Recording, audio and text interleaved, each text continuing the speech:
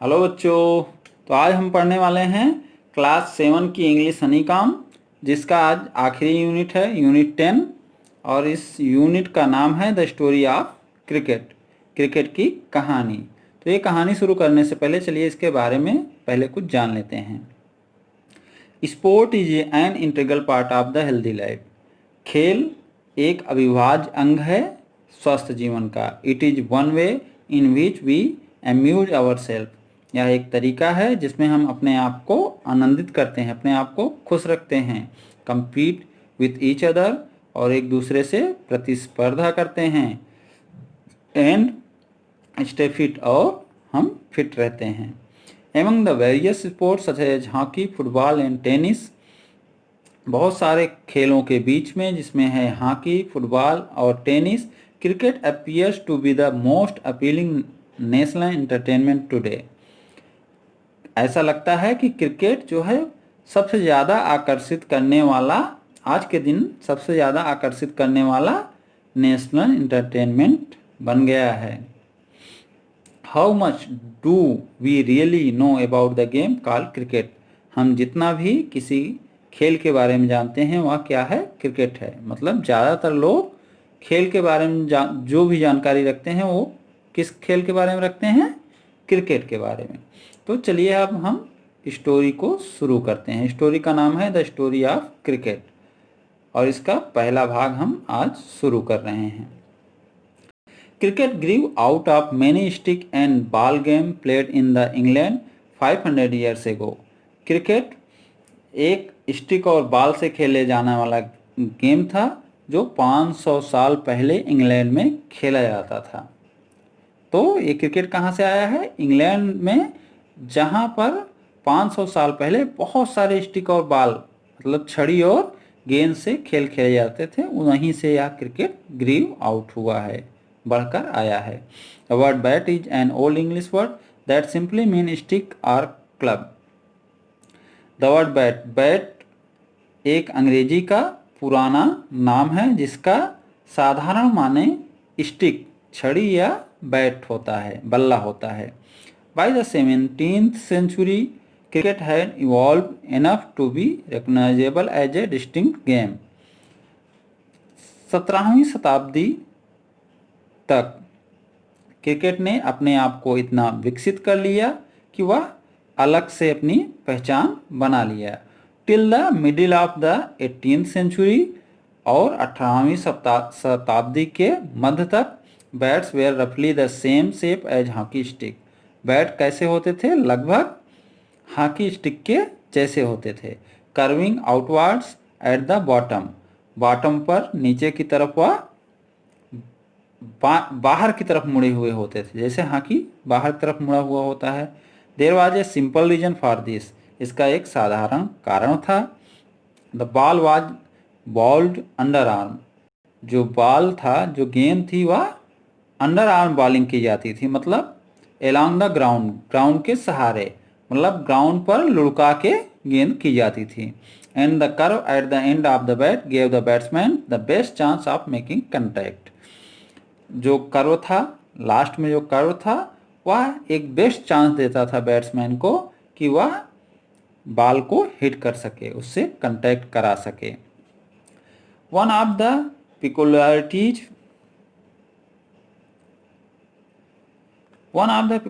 of the cricket is that a test match can go on for 5 days.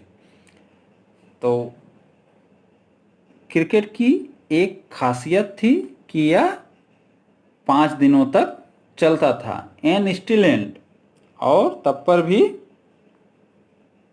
ये पुराना वाला bats का एक फोटो दिया गया है। इन ए ड्रा, और तब पर भी वह ड्रा में ख़त्म होता था।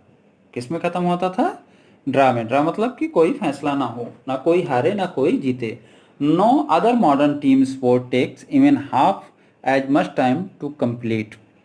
कोई अन्य आधुनिक टीम स्पोर्ट, कोई अन्य आधुनिक टीम का खेल ऐसा नहीं है जो इसका आधा भी समय कंप्लीट करने में लेता हो। A football match is generally over in an hour and a half. एक फुटबॉल मैच जनरली 1.5 घंटे में ख़त्म होता है। Even baseball completes 9 innings in less than half the time that it takes to play a limited over match.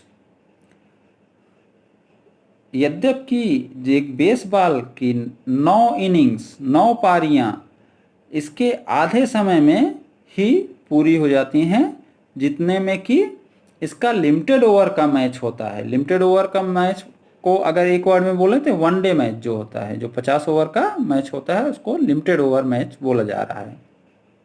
क्योंकि उस समय 2020 cricket नहीं खेला जाता था जब ये लिखा गया है, तो उस समय का लिमिटेड ओवर मैच 2020 नहीं होगा या वनडे मैच होगा। The shorten version of the modern cricket, और इसी को बोल रहे हैं सबसे छोटा वर्जन ऑफ मॉडर्न क्रिकेट। जो मॉडर्न क्रिकेट का, आधुनिक क्रिकेट का जो सबसे छोटा रूप है, उससे भी आधे समय में बेसबॉल की 9 इनिंग खत्म हो जाती हैं। Another curious characteristic of cricket is that the length of the pitch is specified 22 yards।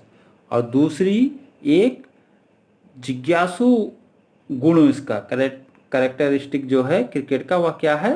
दूसरा एक खास बात इसमें एक और है कि जो पिच की लेंथ है वह स्पेसिफाइड है, वह लिखी गई है कि यह 22 यार्ड होगी। बट द साइज और shape of the ground is not, लेकिन ग्राउंड का साइज और शेप नहीं फिक्स किया गया है, नहीं बताया गया है।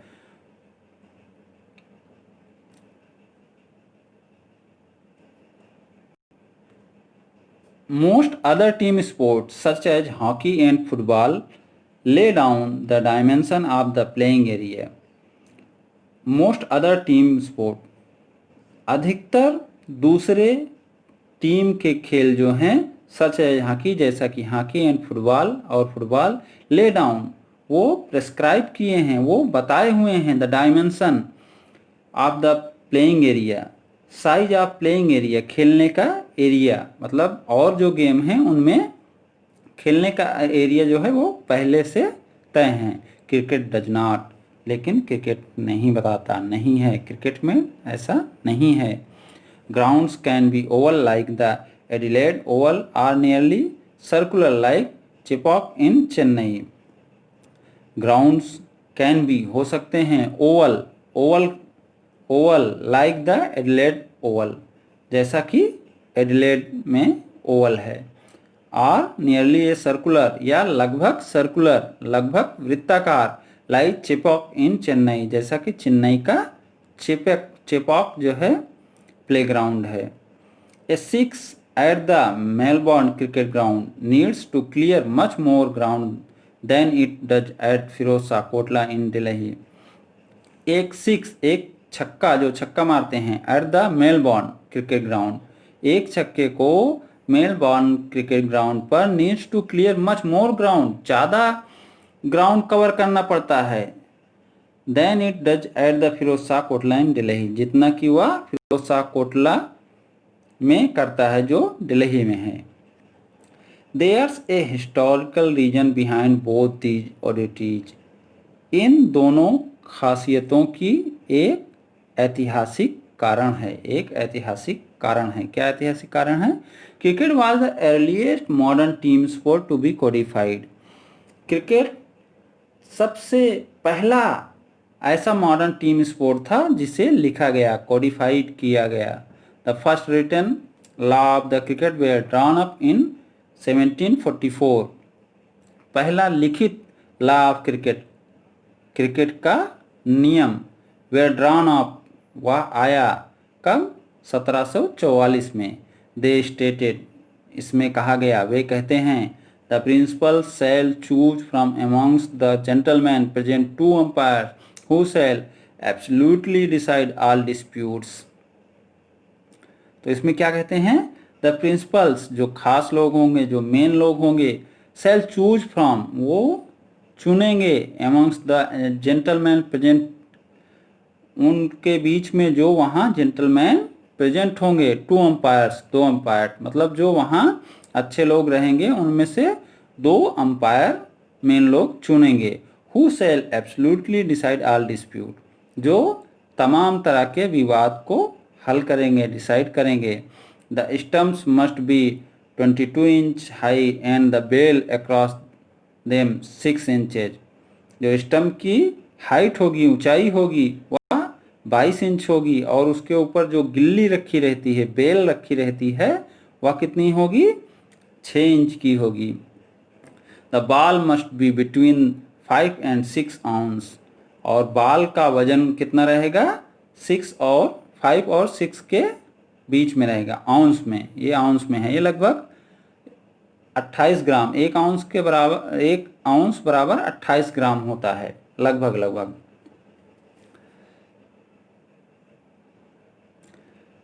The ball must be between 5 and 6 ounce and the two set of stumps 22 yard 22 yards.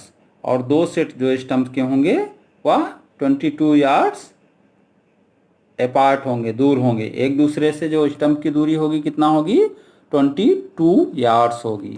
The first cricket club was formed in Hambledon in the 1716s and the Melbourne Cricket Club MCC was founded in 1787। दुनिया का पहला cricket club formed हुआ, बनाया गया इन Hamilton के शहर में। कब? 1760 में। And the Melbourne cricket club, और जो एमसीसी है, मेलबॉर्न क्रिकेट क्लब है, वह कब फाउंड हुआ, वह कब बनाया गया? 1787 में। During the 1760, 1716 and 1770s it became common to pitch the ball through the air rather than roll it along the ground। तो जो 1760 और 1770 के दशक था, इसमें यह एक कॉमन हो गया टू पिच द बॉल, कि बॉल फेंकी जाएगी, पिच की जाएगी, थ्रो द एयर, हवा के सहारे, rather than roll it along the ground, ना इसके जगह पर कि वह ग्राउंड के सहारे फेंकी जाए। मतलब जो पहले अंडर आर्म बॉल होती थी, अब वह अंडर आर्म बॉलिंग नहीं हो रही थी, अब उसको हवा में फेंका जाता था, उसको ग्राउंड के सहारे लुढ़का के नहीं फेंका जाता था। This change gave bowlers the option of length, deception, through the air. इससे बॉलर को क्या मिला? दिस चेंज, इस बदलाव से क्या हुआ? इस बदलाव से हो गया, दिस चेंज गेव बॉलर्स, इस चेंज से बॉलर को मिला द ऑप्शन ऑफ लेंथ, कि वह लेंथ चूज कर सके, डिसेप्शन, वह तरकीब निकाल सके, मतलब through the air. Deception through the air का मतलब हो जाएगा, डिसेप्शन का मतलब ऐसे होता है धोखा या चाल, ठीक है, कि मतलब वह अपना कुछ यूज कर सकता था और बैट्समैन को धोखा दे सकता था। प्लस इंक्रीज पेस, और वह अपनी पेस को, अपनी स्पीड को, अपनी बॉल की स्पीड को बढ़ा सकता था। It's also open new possibilities for spin and swing, और यह इसने खोल दिया बहुत सारे अवसर को। किस चीज़ के अवसर? कि बॉलर जो है अब वह स्पिन या स्विंग करा सकता था। स्पिन मतलब वो घुमा सकता था अपने बॉल को, और स्विंग मतलब हवा में लहरा सकता था। इन रिस्पॉन्स, इसके बदले में इसका रिस्पॉन्स क्या आया? Batsman had to master timing and shot selection. Batsman को होना पड़ा मास्टर बनना पड़ा, किसमें? टाइमिंग और शॉट सिलेक्शन में। वो टाइमिंग और शॉट सिलेक्शन में मास्टर हो गया। One immediate result was the replacement of the curve bat with the straight one. और इसका एक तत्कालिक कारण यह हुआ कि कर्व बैट की जगह इस जो स्ट्रेट बैट था, सीधा बैट ने उसकी जगह ले ली। The weight of the ball was limited to between 5.5 to 5.75 ounce. और इससे क्या हुआ?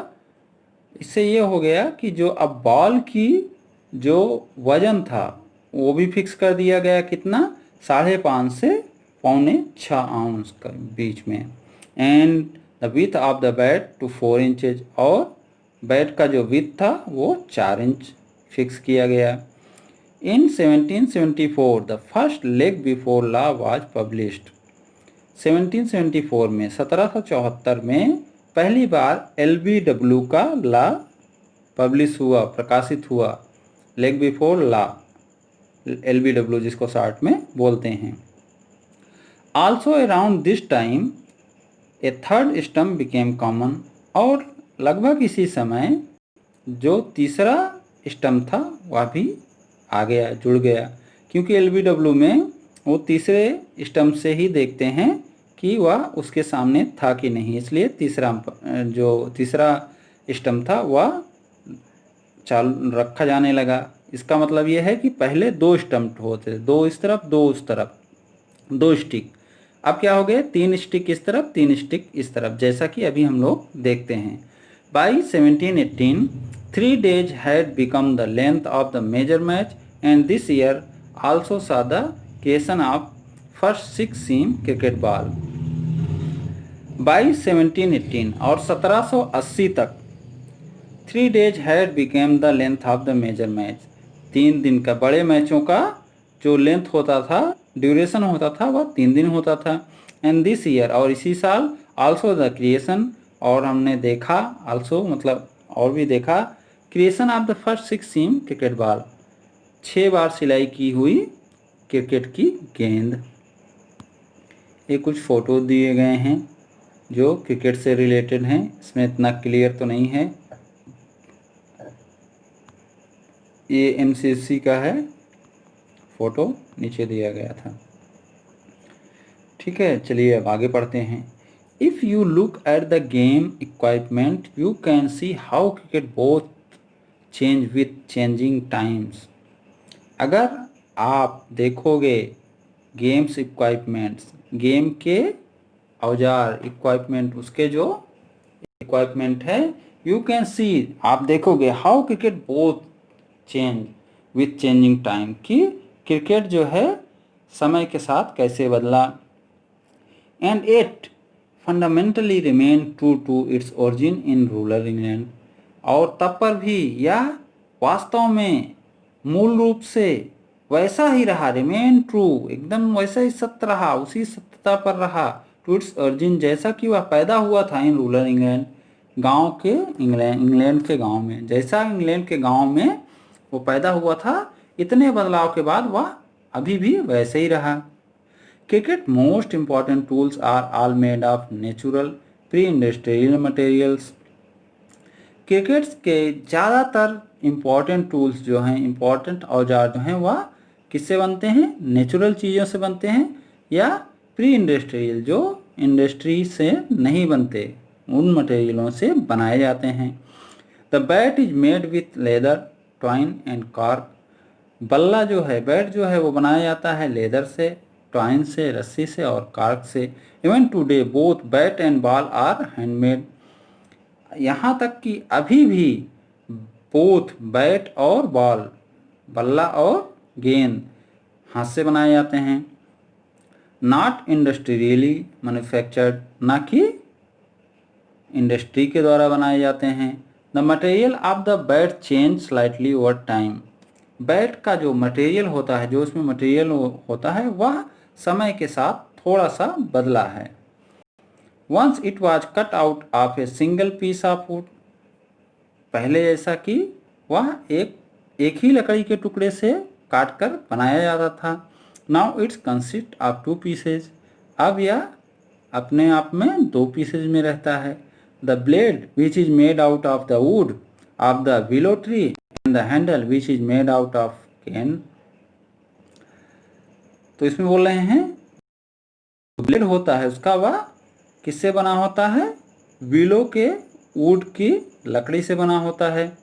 एंड द हैंडल, जो उसका हैंडल होता है, वह किससे बना होता है, कैन के लकड़ी से बना होता है। That became available as European colonialists and trading companies established themselves in Asia। जो became available, जो हो गया अवेलेबल, उपलब्ध हो गया, एज, जैसा कि European colonialist and trading company, जो यूरोपियन के व्यापारी थे, उसने क्या किया, अपनी कंपनियों को इस्टेब्लिश कर दिया देमसेल्फ, अपने आप को इन एशिया में। तो क्या, केन जो है वो एशिया में पाया जाता है, और जब यूरोपियन कंपनियों ने यहाँ एशिया में व्यापार करना शुरू कर दिया तो वहाँ केन भी मिलने लगा।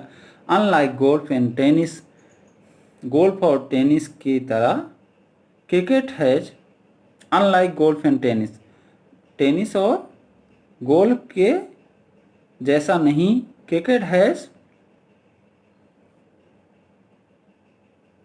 refused to remark its tool with industrial or man-made materials।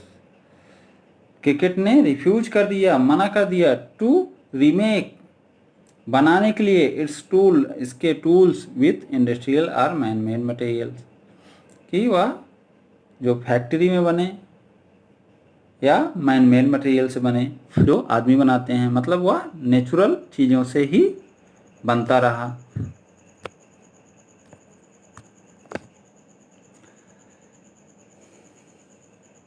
Plastic, fibreglass and metal have been firmly rejected. Plastic और जो फाइबर ग्लास, प्लास्टिक के जो ग्लास होते हैं, एंड मेटल और धातु को इसने दृढ़तापूर्वक रिजेक्ट किया, मना कर दिया, इसने एकदम से मना कर दिया। But in the matter of protective equipment, लेकिन जहाँ बचाव के, रक्षा के इक्विपमेंट की बात आई, cricket has been influenced by the technological change. Cricket में भी इसमें टेक्नोलॉजिकल चेंज आया, इन्फ्लुएंस हुआ, प्रभावित हुआ, क्रिकेट भी इससे प्रभावित हुआ। जो टेक्नोलॉजिकल चेंजेज आए उससे क्रिकेट भी प्रभावित हुआ। The invention of vulcanised rubber led to the introduce of pads in 1848। Vulcanised rubber के खोज के बाद इसमें क्रिकेट में क्या इंट्रोड्यूस हुआ, पैड पहने जाने लगे, बनाए जाने लगे, और ये कब हुआ, 1848 में। And protective gloves soon afterwards, और जो सुरक्षा के लिए जो ग्लव्स होते थे उसके बाद ही वो भी पहने जाने लगे, वो भी आ गए। And the modern game would be unimaginable without helmet made out of metal and synthetic. And the modern game, और आज का आधुनिक खेल, would be unimaginable without helmet, इसकी कल्पना नहीं की जा सकती बगैर हेलमेट की। इसकी आज का जो मॉडर्न गेम है बगैर हेलमेट की कल्पना नहीं की जा सकती। Made out of metal and synthetic light weight material, जो बने होते हैं मतलब जो हेलमेट हैं वो बने होते हैं किससे, मेटल से, धातु से, और लाइट वेट सिंथेटिक मटेरियल से। तो ये था अपना पहला पार्ट। अब यहाँ से शुरू होता है अपना दूसरा part. The origins of Indian cricket are to be found in the Bombay. Indian cricket का उदय मुंबई में हुआ, या मुंबई से पैदा हुआ Indian cricket. And the first Indian community to start playing the game was the small community of Zoroastrian the Parsees. और जो पहली कम्युनिटी, जो पहला समुदाय था जो यह गेम खेलता था, वह एक छोटी कम्युनिटी थी जो जोरोस्ट्रियन थे और पारसी थे। उनको जोरोस्ट्रियन भी बोला जाता है और पारसी भी बोला जाता है। brought into close contact with the British because of their interest in trade, and the first Indian community to westernize the Parsis founded the first Indian cricket club।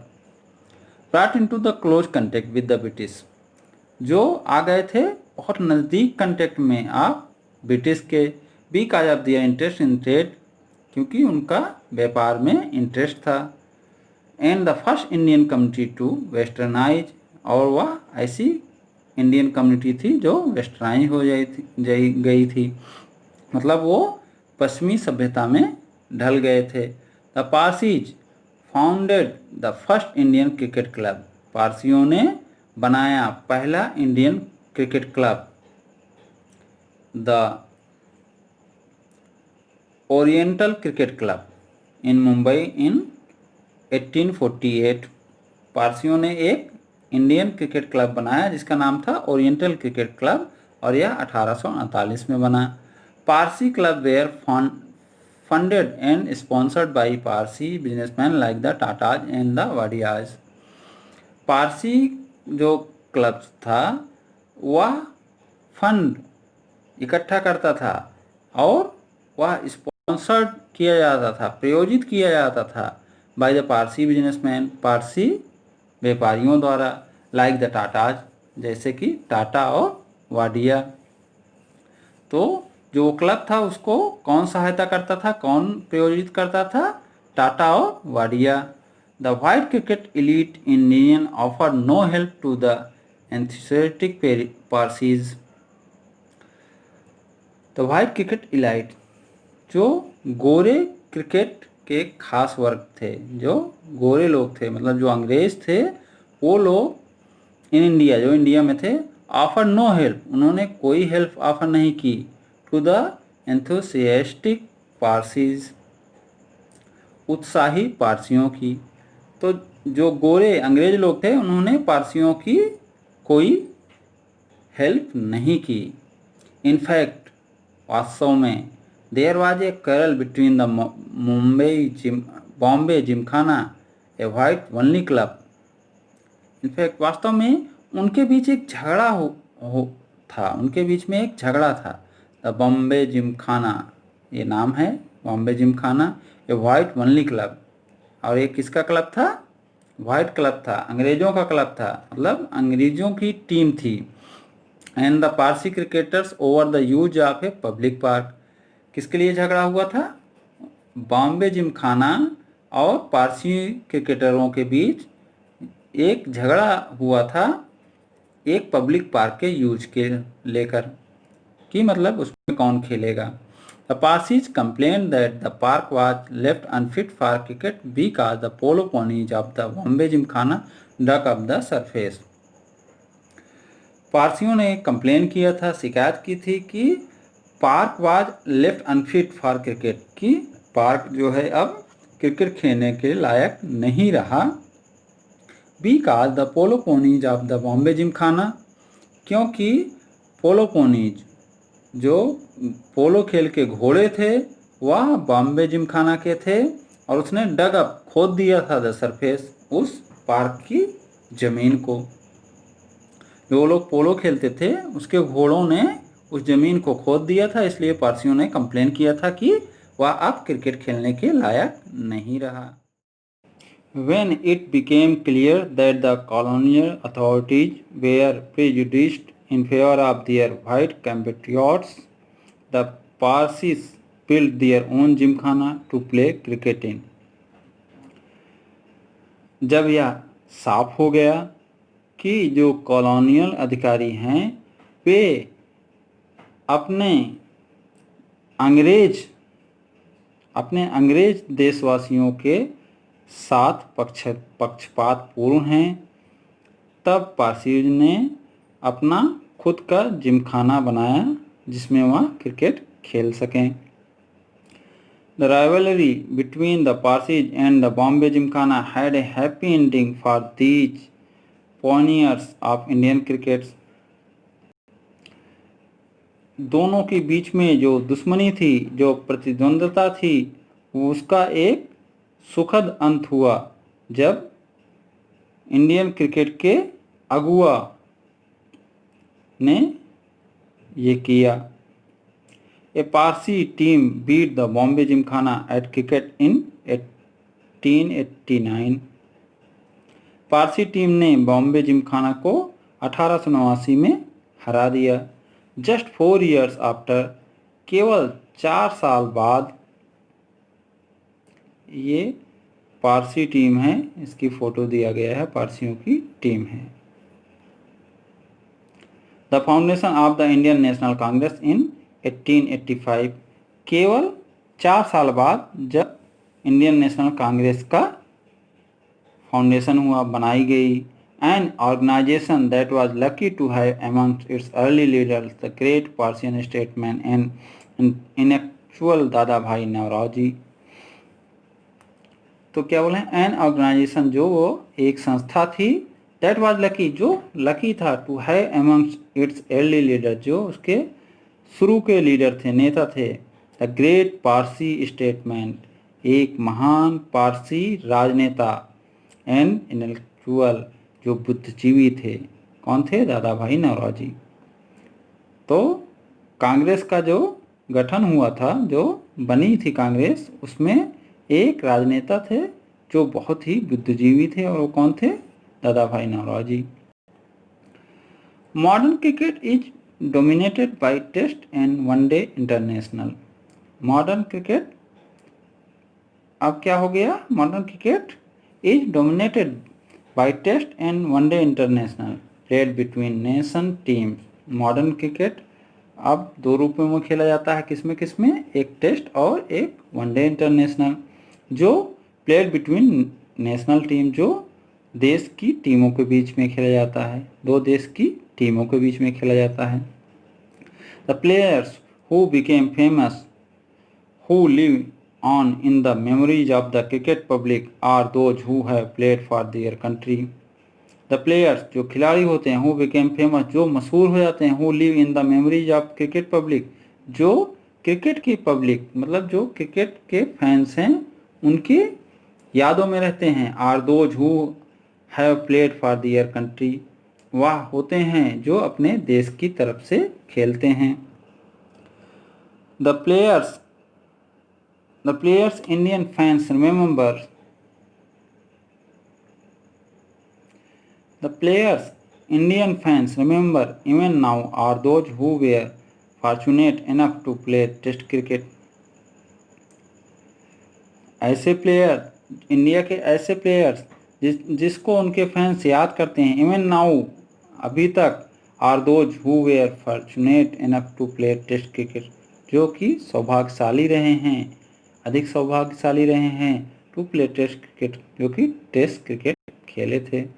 C K Naidu, an outstanding Indian batsman of his time.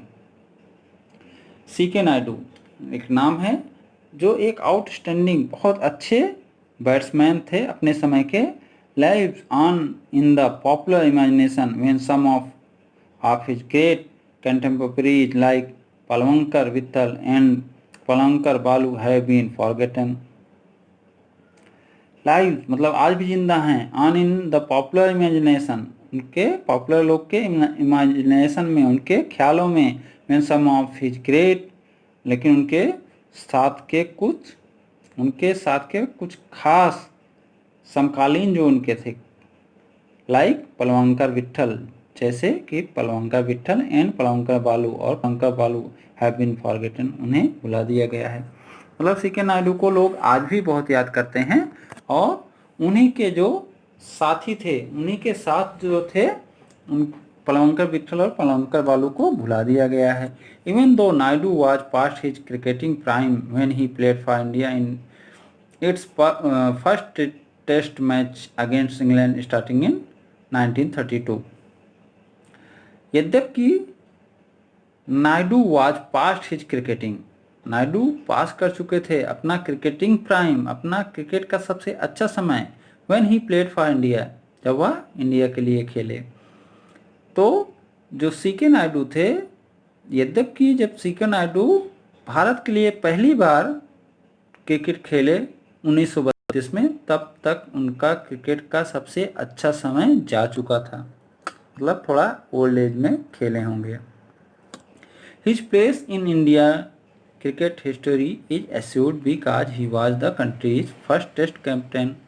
लेकिन उनका स्थान India के cricket इतिहास में एकदम पक्का है, क्योंकि वह इंडिया के कंट्री के पहले टेस्ट कप्तान हैं।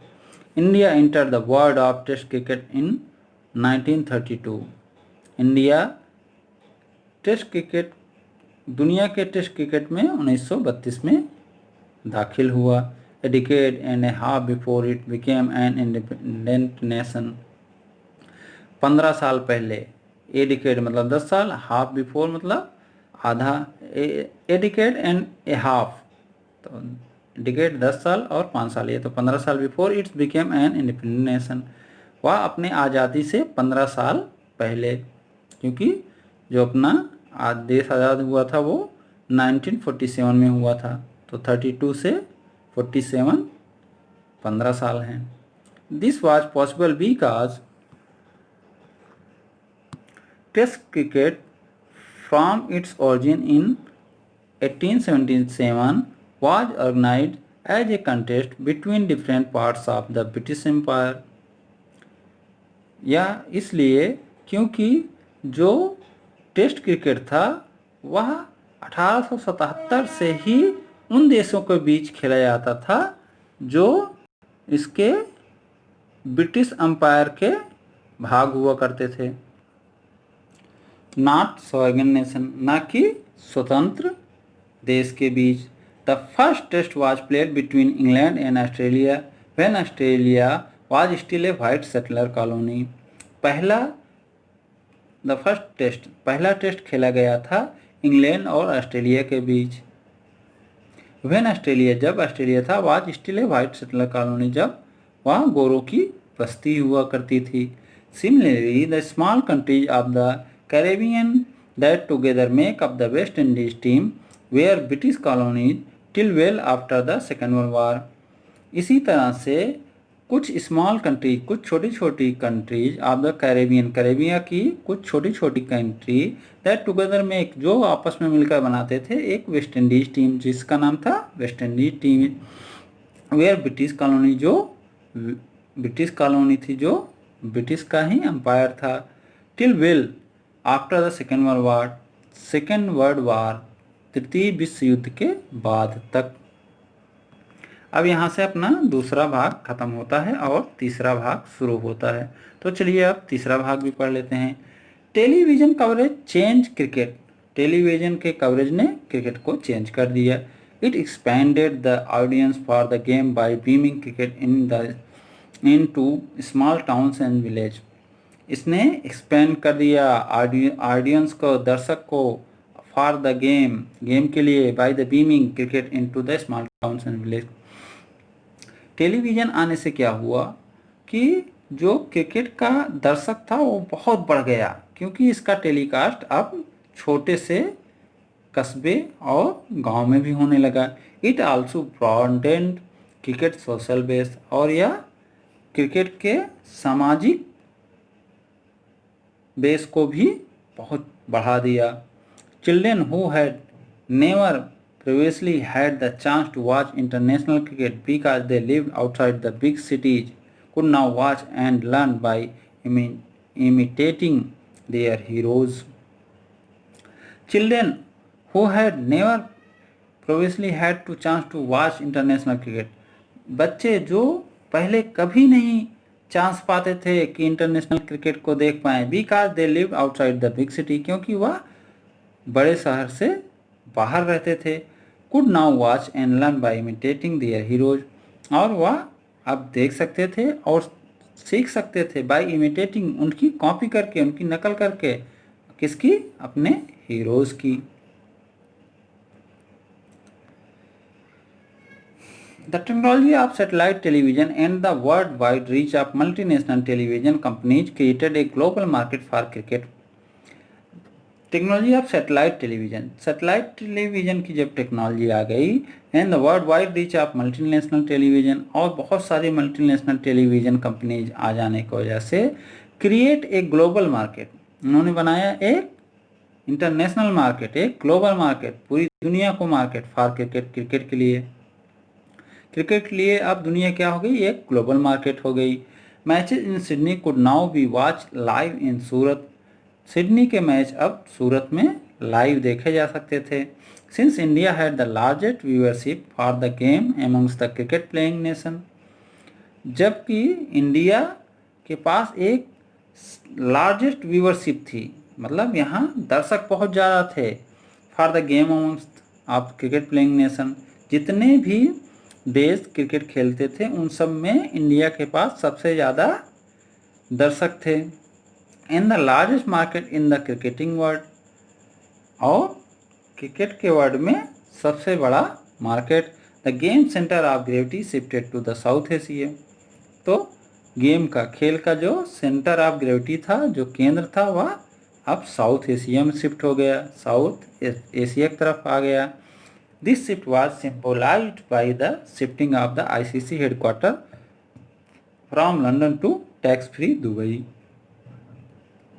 और यह शिफ्ट क्या है, जब वो दर्शक इधर ज़्यादा हो गए तो दिस शिफ्ट वाज सिंपलाइज्ड, और यह इसका प्रतीक है शिफ्टिंग ऑफ आईसीसी हेडक्वार्टर की आईसीसी हेडक्वार्टर शिफ्ट हो गया कहाँ, लंदन से टैक्स फ्री दुबई में। यह एक प्रतीक है, यह एक इशारा है कि वह दुबई में आ गया, क्योंकि इधर ज़्यादा लोग देखने वाले थे, इधर दर्शक ज़्यादा थे। 150 years ago, the first Indian cricketer, the Parsis, had to struggle to find an open space to play in. 150 साल पहले जो पहले क्रिकेटर थे, जो पारसी थे, हैड टू स्ट्रगल, उनको स्ट्रगल करना पड़ा to find an open space to play in, उन्हें एक खुली जगह खेलने के लिए ढूंढने में स्ट्रगल करना पड़ा, संघर्ष करना पड़ा।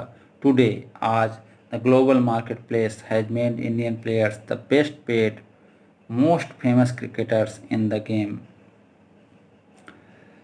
टुडे, आज, the global market place has made Indian players, global market place ने इंडियन प्लेयर्स को बना दिया है बेस्ट पेड, सबसे ज़्यादा पैसा लेने वाला, मोस्ट फेमस, सबसे ज़्यादा फेमस क्रिकेटर्स बना दिया इन द गेम, इस गेम में। Main for home the world is a stage, ऐसे लोगों के लिए, मतलब क्रिकेटरों के लिए, फॉर द होम, जिसके लिए the world is a stage, या दुनिया एक मंच है, एक मंच है।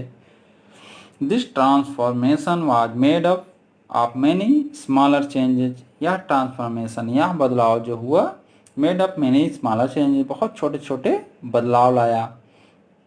The replacement of gentlemanly amateur by the paid professional, पहला बदलाव क्या हुआ, the replacement of the gentlemanly amateur by the paid professional, पहला बदलाव यह हो गया कि जो पहले शौक के रूप में, एक शौक के रूप में खेला जाता था, अब वो क्या हो गया, पेड प्रोफेशनल हो गया या व्यावसायिक हो गया, पैसे पे खेलने जाने लगा। The trump of the one day game as it overshadow test cricket in terms of popularity, जो the trump of the one day game का विजय, जो वनडे गेम की जो जीत थी, उसने ओवरसेट कर लिया, उसने एक दूसरे के ऊपर छा लिया, मतलब टेस्ट क्रिकेट के ऊपर छा गया इन टर्म्स ऑफ पॉपुलैरिटी के टर्म में। And the remarkable change in global commerce and technology, और सबसे बड़ा चेंज क्या हुआ कि ग्लोबल कॉमर्स, मतलब जो पूरा इंटरनेशनल बिजनेस था उसमें, और टेक्नोलॉजी में ज़्यादा चेंज आया। तो ये थी रामचंद्र गुहा की तरफ से लिखा गया एक क्रिकेट की स्टोरी, जिसे मैंने पढ़ाया। उम्मीद करता हूँ कि आपको ये पसंद आई होगी, पसंद आया हो तो लाइक करें। Thank you for watching.